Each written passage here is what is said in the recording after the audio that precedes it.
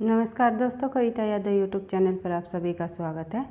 TGT PGT Hindi और NTA net से संबंधित हिंदी के संपूर्ण पाठ्यक्रम को आगे बढ़ाते हुए आज की क्लास में हम करने वाले हैं हिंदी की संवैधानिक स्थिति।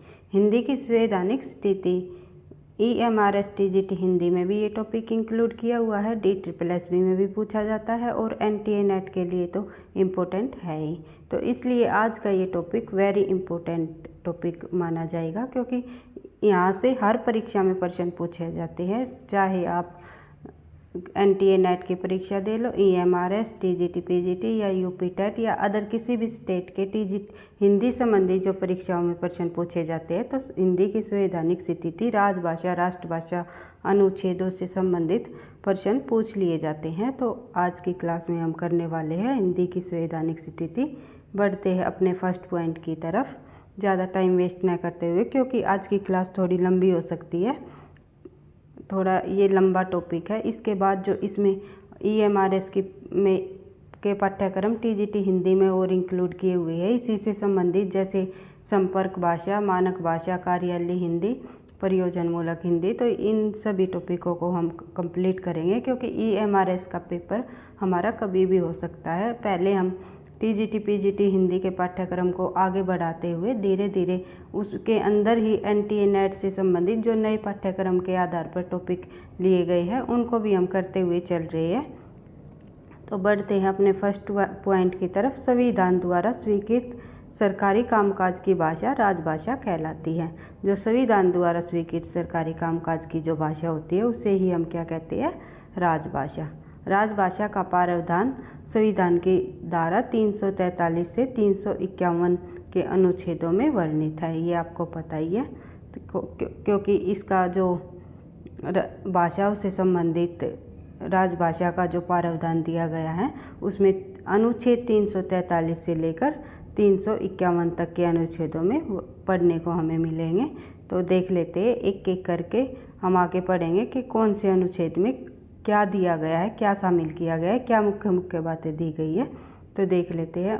अनुच्छेद 343 में संघ की राजभाषा के रूप में हिंदी तथा देवनागरी को लिपि के रूप में मान्यता मिली। ये पूछ लेंगे कि हिंदी को संघ की राजभाषा किस अनुच्छेद में कहा गया या किस अनुच्छेद में मान्यता प्राप्त हुई, देवनागरी को लिपि के रूप में किस अनुच्छेद में मान्यता प्राप्त हुई। तो आंसर हो जाएगा हमारा 343। 343 में हिंदी को संघ की राजभाषा और देवनागरी को लिपि के रूप में हमें मान्यता प्राप्त हुई। बढ़ते हैं थोड़ा सा आगे। 14 सितंबर 1949 को भारतीय संविधान में हिंदी को मान्यता दी गई। कब दी गई? 14 सितंबर 1949 को भारतीय संविधान में हिंदी को मान्यता प्राप्त हुई, और इसीलिए 14 सितंबर को हिंदी दिवस भी मनाया जाता है। और अनुच्छेद 120 के अनुसार संसद का कार्य अंग्रेजी या हिंदी में होगा। जो अनुच्छेद 120 है उसके अनुसार जो संसद का कार्य है वो हिंदी या अंग्रेजी में होगा। अनुच्छेद 210 के अनुसार प्रांतों के राज्य विधानमंडल का कार्य राज्य की राजभाषा में या हिंदी अंग्रेजी में होगा। प्रांतों की राजभाषा, विधानमंडलों का जो कार्य है वो राज्य की राजभाषा में या फिर हिंदी या अंग्रेजी में होगा। किसमें? अनुच्छेद 210 के अंतर्गत। बढ़ते हैं थोड़ा सा और आगे। राजभाषा आयोग को देख लेते हैं, क्योंकि यहाँ से भी कई बार हमेशा ही प्रश्न पूछे जाते हैं। राजभाषा आयोग का गठन कब हुआ, राजभाषा आयोग के गठन के अध्यक्ष कौन रहे, तो इस प्रकार प्रश्न पूछे जाते हैं। और राजभाषा आयोग से संबंधित उनमें क्या क्या सुझाव दिए गए ये पूछ लेंगे। इनमें से कौन सा सुझाव गलत है या नहीं दिया गया, तो सत्य असत्य में भी प्रश्न पूछ सकते हैं। तो एक एक पॉइंट को देखते हुए चलेंगे।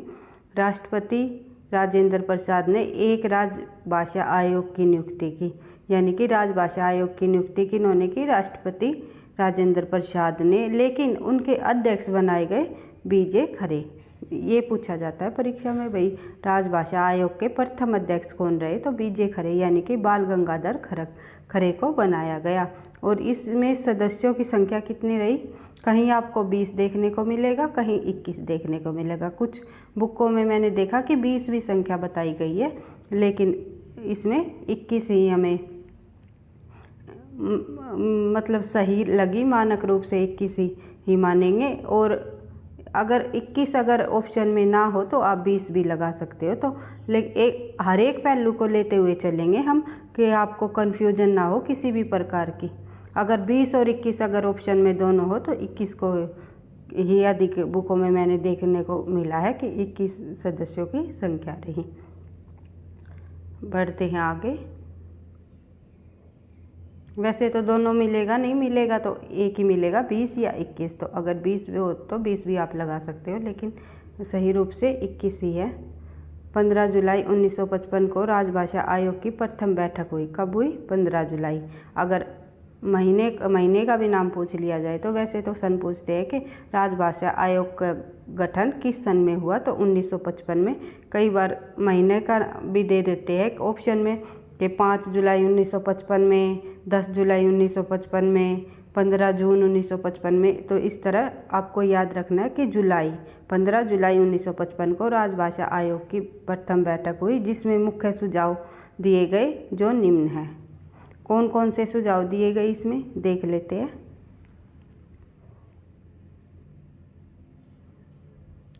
सबसे पहले देखते हैं, किन्हीं मामलों में राजभाषा का ज्ञान आवश्यक होते हुए भी सार्वजनिक क्षेत्र में विदेशी भाषा का व्यवहार उचित नहीं। प्रथम सुझाव यह है कि किन्हीं मामलों में अगर अंग्रेजी भाषा का ज्ञान आवश्यक है तो फिर भी सार्वजनिक क्षेत्र में विदेशी भाषा का व्यवहार उचित नहीं होता, ये इसमें सुझाव दिया गया है। और हिंदी सर्वाधिक बोली व समझी जाने वाली भाषा है।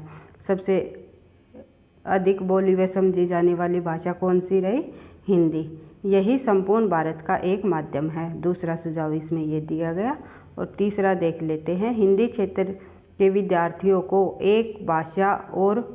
एक और भाषा विशेषतः दक्षिण भारत की भाषा अनिवार्य रूप से सीखनी चाहिए। इसमें कहा गया कि हिंदी जो क्षेत्र के जो विद्यार्थी हैं उनको एक और भाषा विशेषतः यानी कि दक्षिण की भाषा अनिवार्य रूप से सीखनी चाहिए।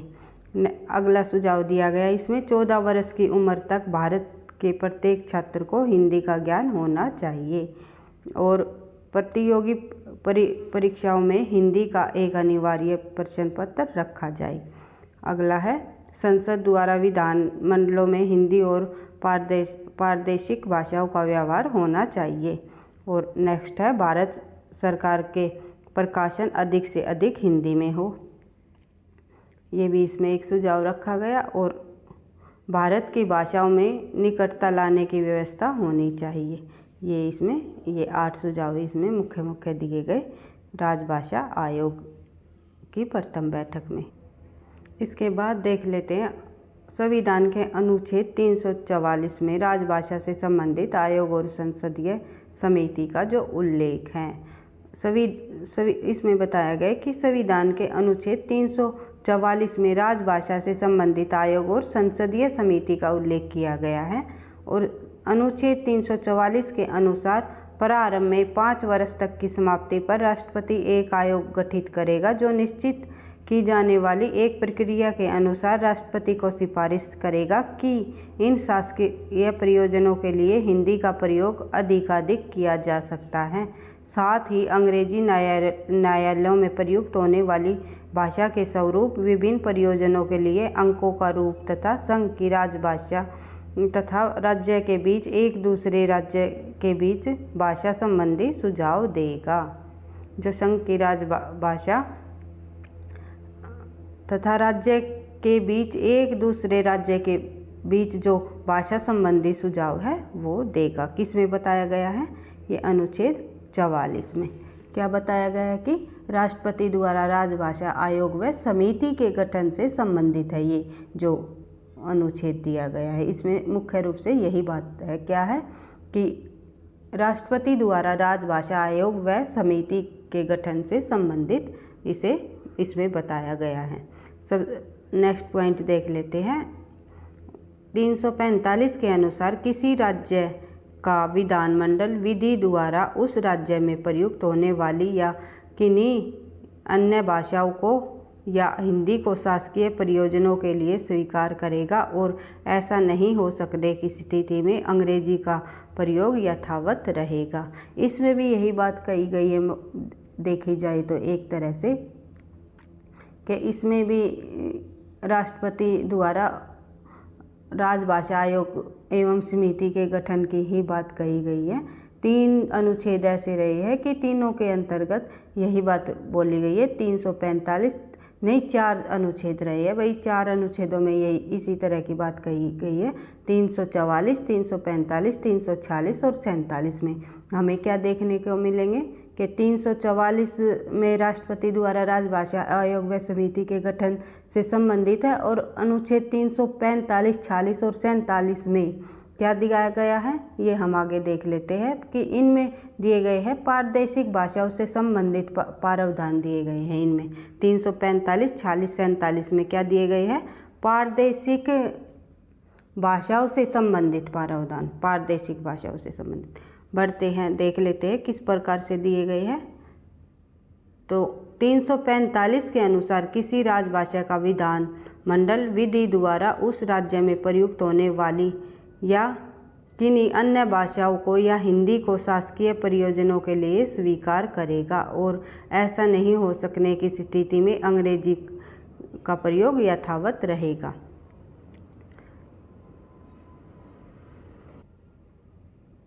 पहले तो वहाँ उस राजभाषा राज्य के विधानमंडल व विधि राज्यों में जो वहाँ की भाषाएं प्रयोग होती है पहले तो उनको वैल्यू दी जाएगी, अगर या फिर हिंदी को स्वीकार किया जाएगा। अगर ऐसा नहीं होगा तो उसके बाद अंग्रेजी में प्रयोग मान्य होगा। बढ़ते हैं आगे।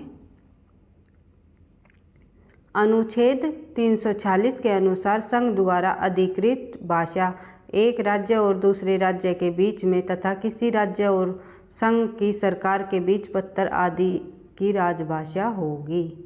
जो 346 में क्या बताया गया है कि संघ द्वारा प्राधिकृत भाषा एक राज्य और दूसरे राज्य के बीच में तथा किसी राज्य और संघ की सरकार के बीच पत्र आदि की राजभाषा होगी। जो संघ ने जो प्राधिकृत जो भाषा बनाई है, मतलब की है कि एक राज्य दूसरे राज्य के बीच किसी राज्य और संघ की सरकार के बीच पत्र आदि की राजभाषा होगी।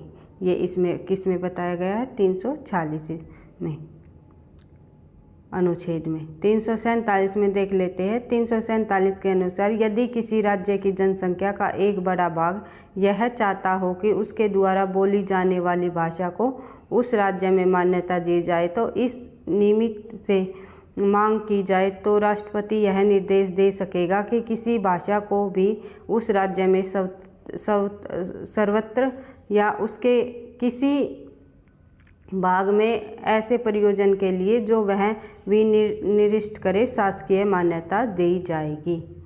तो 347 में ये बताया गया है कि किसी राज्य की जनसंख्या है एक बड़ा भाग अगर ये चाहता है कि उसके द्वारा बोली जाने वाली भाषा को राज्य में मान्यता मिले तो राष्ट्रपति उस पर ज़रूर विचार करेगा। इसमें ये बताया गया है।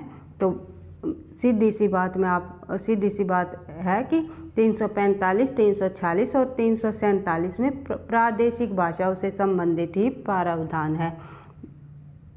बढ़ते हैं आगे। तो ऊपर पढ़ा हमने प्रादेशिक संबंधी भाषा है। तो प्रादेशिक का अर्थ आपको पता ही है कि जो प्रदेश के अंदर बोली जाने वाली भाषाओं को कहा गया है। तो प्रदेश में जो उस राज्य में उस प्रदेश में जो भाषा बोली जाती है उस पर बल देते हुए इन अनुच्छेदों में बताया गया है। तो बढ़ते हैं आगे। अनुच्छेद 348 के अनुसार जब तक संसद विधि द्वारा उपबंध न करे तब तक उच्चतम न्यायालय तथा प्रत्येक उच्च न्यायालय में सब तरह की कार्रवाई अंग्रेजी भाषा में होगी। यानी कि जब तक संसद विधि द्वारा उपबंध न करे तब तक उच्चतम और उच्च न्यायालय में जो भाषा प्रयोग की जाएगी, जो वहाँ पर उच्चतम और उच्च न्यायालय में कार्यवाही होगी, तो वो किस भाषा में होगी, अंग्रेजी में। संसद के प्रत्येक सदन या राज्य के विधानमंडल के किसी संसद में विधेयकों, अधिनियमों, प्रस्तावों, आदेशों, नियम विनियमों आदि की भाषा अंग्रेजी ही होगी। अनुच्छेद 348 में बताया गया है। यानी कि सरल भाषा में हम क्या कह सकते हैं कि 348 में इन्होंने उच्चतम व उच्च न्यायालयों, संसद और विधानमंडलों में प्रस्तुत विधेयकों की जो भाषा है के संबंध में उनका विस्तार से बताया गया है, विस्तार से प्रकाश डाला है। इसमें किस किस पर विस्तार से प्रकाश डाला है एक बार फिर समझ सकते हो कि 1948 में उच्चतम न्यायालय, उच्च न्यायालय, संसद और विधानमंडलों में जो प्रस्तुत भाषा के जो संबंध में है उस पर विस्तार से प्रकाश डाला गया है। बढ़ते हैं आगे, नेक्स्ट अनुच्छेद पर देख लेते हैं इसमें क्या है। 349 अनुच्छेद में हम देख लेते हैं। तो 349 के अनुसार राज्य भाषा से संबंधित संसद यदि कोई विधेयक या संशोधन पुनः स्थापित या प्रस्तावित करना चाहे तो राष्ट्रपति की मंजूरी लेनी पड़ेगी और राष्ट्रपति आयोग की सिफारिशों पर उन सिफारिशों की गठित रिपोर्ट पर विचार करने के पश्चात ही अपनी मंजूरी देगा, अन्यथा नहीं। तो इसमें क्या बताया गया है 349 में? इस अधिनियम में, इस अनुच्छेद में यानी कि 1949 में भाषा से संबंधित विधि अधिनियमित करने की प्रक्रिया का वर्णन किया गया है। विधि अधिनियमित प्रक्रिया का करने का वर्णन किस में किया गया है? 349 में। बढ़ते हैं आगे, 350 देख लेते हैं। 350 के अनुसार प्रत्येक व्यक्ति की शिकायत को दूर करने के लिए संघ या राज्य के किसी अधिकारी या प्राधिकारी को यथास्थिति संघ में या राज्य में प्रयोग होने वाली किसी भाषा में अभ्यावेदन करने का अधिकारी होगा। यानी कि इसमें ये बताया गया है 350 में कि वहाँ की जो जनसाधारण की जो शिकायतें हैं उनको दूर करने के लिए आवेदन में प्रयुक्त की जाने वाली भाषा तथा प्राथमिक स्तर पर मातृत्व में शिक्षा सुविधाएं देने की भाषा, अल्पसंख्यकों के बारे में दिशा निर्देश देने का प्रावधान भी इसमें किया गया है। पढ़ते हैं आगे, किस में मातृभाषा से संबंधित है ये 350 में अन्य जो बताए गए हैं उसके अंतर्गत देख लेते हैं। खंड क, खंड ख और खंड ग 3 भागों में इसे बांटा गया है। तो संविधान के राजभाषागत अनुच्छेदों के प्रथम संशोधन 350 क और 350 ख जोड़े गए और संविधान के अनुच्छेद 350 क में प्राथमिक स्तर पर मातृभाषा में शिक्षा की सुविधाएं का उल्लेख है। मैंने बताया था 350 में प्राथमिक स्तर पर मातृभाषा में शिक्षा का सुविधाओं का उल्लेख किया गया है। तो इसमें किस में किया गया है? अनुच्छेद 350 क में। परीक्षा में ये कई बार पूछा जा चुका है कि प्राथमिक स्तर पर मातृभाषा में शिक्षा की सुविधाओं का उल्लेख किस अनुच्छेद में किया गया है? तो हमारा 350 क में किया गया है। तो ऑप्शन में ख भी होगा, तो आंसर होगा हमारा 350 क। तो संविधान के अनुच्छेद 350 ख में भाषाई अल्पसंख्यक वर्गों के लिए राष्ट्रपति द्वारा विशेष अधिकारों की नियुक्ति का उल्लेख किया गया है। इसमें अल्पसंख्यकों के लिए राष्ट्रपति द्वारा विशेष अधिकारी की नियुक्ति का उल्लेख इसमें किया गया है, भाषाई अल्पसंख्यकों के वर्गों के लिए। बढ़ते हैं आगे, देख लेते हैं 351। अनुच्छेद 351 में भारत सरकार के उन कर्तव्य एवं दायित्वों का उल्लेख किया गया है जिनका पालन हिंदी के प्रचार प्रसार और विकास के लिए उसे करना है। 8वीं अनुसूची की भाषा असमिया, उड़िया, उर्दू, कन्नड़, कश्मीरी, गुजराती, तमिल, तेलुगु, पंजाबी, बंगला, मराठी, मलयालम, संस्कृत, सिंधी, हिंदी, नेपाली, कोंकणी, मणिपुरी, बोडो, संथाली, गोडी, डोगरी और मैथिली, जो ये 22 भाषाएं हैं, किस में वर्णित है? ये अनुच्छेद 351 में। नेक्स्ट देख लेते हैं भाई, मणिपुरी, बोडो, संथाली, डोगरी, मैथिली, ये जो 22 भाषाएँ हैं। 92वें जो संशोधन हुआ था, 3 संशोधन हुए थे, उनमें कौन कौन सी भाषाएँ जोड़ी गई थी, या कई बार परीक्षा में पूछ लिया जाता है। तो 92वें संशोधन अधिनियम में 2003 द्वारा वर्ष 2004 में 4 भाषाएँ जोड़ी गई। कौन कौन सी? बोडो, संथाली, डोगरी और मैथिली। तो कई बार ये परीक्षा में पूछा जाता है, इनमें से कौन सी जो भाषा है वो 22 भाषाओं में शामिल नहीं है। कई बार मैथिली भी दिया गया होता है, और ये 22वीं भाषा है, अंत में जोड़ी गई है मैथिली। तो मैथिली ऑप्शन सही रहेगा, क्योंकि उसके बाद जो अंग्रेजी हमारा, कई बार ऑप्शन में अंग्रेजी भाषा को भी दिया गया है, तो आंसर हमारा अंग्रेजी भाषा होगा। जो ये 22 भाषा है, इनको ध्यान से देख लो, समझ लो कि इनमें कौन सी भाषा, संविधान के में जो ये 22 भाषाएँ हैं, इनमें से प्रश्न पूछ लिया जाता है, तो इनमें से कौन सी भाषा नहीं जोड़ी गई। तो बोडो, संथाली, डोगरी 22वें संशोधन में जोड़ी गई है। और एक सबसे पहले हुआ था 21वां संशोधन, उसमें सिर्फ एक भाषा को जोड़ा गया था। वो कौन सी थी हमारी? वो सिंधी भाषा थी। 21वें संशोधन में सिंधी को जोड़ा गया था।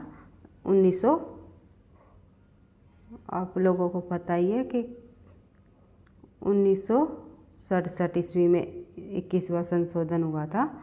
और उसके बाद जो अगला हुआ था 1971 या 72 में हुआ था शायद, 91 अच्छे से ध्यान नहीं है, 91 में हुआ था। तो वो उसके अंतर्गत 3 भाषाएं जोड़ी गई थी।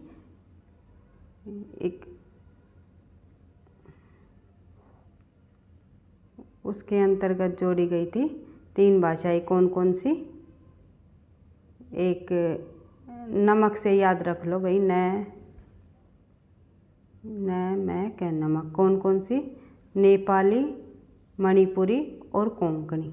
नेपाली, मणिपुरी और कोंकणी, ये जो 3 भाषाएं हैं, ये 1971 में,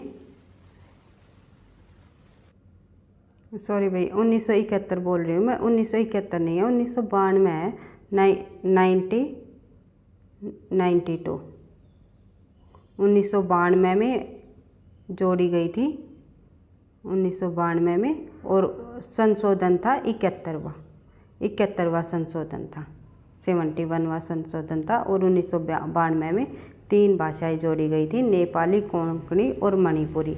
और जो 1992वें संशोधन हुआ उसमें 4 भाषाएं जोड़ी गई, और 21वें संशोधन में सिर्फ 1 भाषा जोड़ी गई। इस तरह आपको आगे भी पढ़ने को मिलेंगे, ये हमें आगे जब हम करेंगे प्रश्नों में बिल्कुल क्लियरिटी के साथ आपको बार बार रिवाइज करते हुए याद हो जाएंगे। तो बढ़ते हैं नेक्स्ट अगले पॉइंट की तरफ। 26 जनवरी 1950 को संविधान लागू हो गया, और उसमें यह व्यवस्था की गई कि हिंदी को 1965 तक राजभाषा के पद पर आसीन कर दिया जाएगा। 26 जनवरी 1950 को यह संविधान लागू होने के बाद क्या व्यवस्था की गई कि हिंदी को 1965 तक राजभाषा के पद पर आसीन कर दिया जाएगा। इसके बाद राष्ट्रपति, राजभाषा आयोग, संसद और सरकार के अध्यक्ष सुझाव, अधिनियम, अनुदेश और नियम निर्धारित किए, जिसके द्वारा राजभाषा हिंदी के प्रयोग को सुनिश्चित किया गया। बढ़ते हैं राजभाषा अधिनियम 1976 में देख लेते हैं किन किन वर्गों में बांटा गया राज्य को, और उसमें क्या क्या सुझाव दिए, क्या क्या मुख्य बात रही, कौन से वर्ग में क्या कौन सा क्षेत्र आता है, इससे संबंधित हम देख लेते हैं। तो देख लेते हैं 1976 अधिनियम। 1976 अधिनियम, इस अधिनियम के द्वारा हिंदी का अधिक से अधिक प्रयोग करने के लिए कुछ प्रभावी कदम उठाए जाएंगे, जो निम्न प्रकार से है। भारत के राज्यों को 3 वर्गों में बांटा गया। इस अधिनियम के अनुसार ये पूछ लेंगे कि किस अधिनियम के अनुसार भारत के राज्यों को 3 वर्गों में बांटा गया। तो 1976 अधिनियम के अनुसार भारत को 3 राज्यों को 3 वर्गों में बांटा गया। कौन कौन से? क वर्ग, ख वर्ग और ग वर्ग। क वर्ग के अंतर्गत देख लेते हैं। क के क्षेत्र उत्तर प्रदेश, मध्य प्रदेश, राजस्थान, बिहार, हिमाचल प्रदेश, हरियाणा, दिल्ली आदि ये सभी भाषाई क्षेत्र है। क वर्ग के भाषाई क्षेत्र है ये। और ख वर्ग के जो भाषाई क्षेत्र है वे देख लेते हैं। गुजरात, महाराष्ट्र, केंद्र शासित प्रदेश चंडीगढ़, अंडमान निकोबार। बढ़ते हैं। ग वर्ग के क्षेत्र के शेष सभी जो राज्य है संघ शासित क्षेत्र जो हो गए वे ग वर्ग के अंतर्गत आ जाएंगे। तो देख लेंगे। केंद्रीय कार्यालयों में क वर्ग के जो राज्यों को भेजे जाने वाले पत्र हिंदी में देवनागरी लिपि में भेजे जाएंगे। जो क वर्ग के राज्यों को जो पत्र कार्यालय काम होएगा, पत्र वगैरह जो भेजे जाएंगे वो किस में भेजे जाएंगे? देवनागरी लिपि में। और ख वर्ग के राज्यों में पत्र व्यवहार हिंदी व अंग्रेजी दोनों भाषाओं में किया जाएगा। केंद्रीय कार्यालयों में प्रकाशित हिंदी पत्रों का उत्तर भी हिंदी में ही दिया जाएगा। ये इसमें मुख्य रूप से कहा गया कि हिंदी पत्रों का उत्तर भी हिंदी में ही दिया जाएगा। और जो दोनों भाषाओं में पत्र व्यवहार किए जा सकते हैं, लेकिन जो हिंदी में दिया गया जो पत्र है उसका उत्तर केवल हिंदी में दिया जाएगा। केंद्रीय सरकार के कार्यालयों में सभी पत्र रजिस्टर हिंदी व अंग्रेजी दोनों भाषाओं में होंगे। केंद्रीय सरकार के कर्मचारी हिंदी या अंग्रेजी में टिप्पणी लिख सकेंगे। कोई भी व्यक्ति आवेदन या अपील हिंदी या अंग्रेजी में दे सकता है। यदि आवेदन या अपील हिंदी में हो, उस पर हस्ताक्षर हिंदी में है, तब उसका उत्तर हिंदी में देना अनिवार्य है। ये आप देख सकते हो कि अगर कोई व्यक्ति हिंदी में ही पत्र लिख रहा है तो उसका उत्तर भी उन्हें हिंदी में ही देना अनिवार्य होगा, ना कि वो हिंदी अंग्रेजी में देंगे। बढ़ते हैं आगे। जहां 80% से अधिक कर्मचारी हिंदी में कार्य करते हों वहां टिप्पणी, प्रारूप इत्यादि का कार्य हिंदी में किया जाएगा। राजभाषा के रूप में हिंदी के क्रियान्वयन के लिए प्रधानमंत्री की अध्यक्षता में केंद्रीय हिंदी समिति का गठन किया गया। ये आप देख सकते हो। एक पॉइंट ये है, राजभाषा के रूप में हिंदी के क्रियान्वयन के लिए प्रधानमंत्री की अध्यक्षता में केंद्रीय हिंदी समिति का गठन किया जाएगा। तो ये पूछ सकते हैं कि किसकी अध्यक्षता में केंद्रीय हिंदी समिति का गठन किया जाता है, कि प्रधानमंत्री की अध्यक्षता में, राष्ट्रपति की में, राज्यपाल की में। तो इस प्रकार से प्रश्न बन सकता है। तो आप ध्यान रख सकते हो कि प्रधानमंत्री की अध्यक्षता में केंद्रीय हिंदी समिति का गठन किया गया। और राजभाषा के रूप में हिंदी का प्रयोग बढ़ाने के इसके प्रचार प्रसार के उद्देश्य राजभाषा भारती नामक त्रैमासिक पत्रिका का प्रकाशन हुआ। जो राजभाषा के रूप में हिंदी का प्रयोग को बढ़ाने के लिए राजभाषा भारती नामक त्रैमासिक पत्रिका का जो प्रकाशन हो रहा है। और 1976 के अनुसार जिस कर्मचारी ने मैट्रिक आदि परीक्षा में हिंदी कर ली थी उसे हिंदी में प्रवीण माना जाएगा।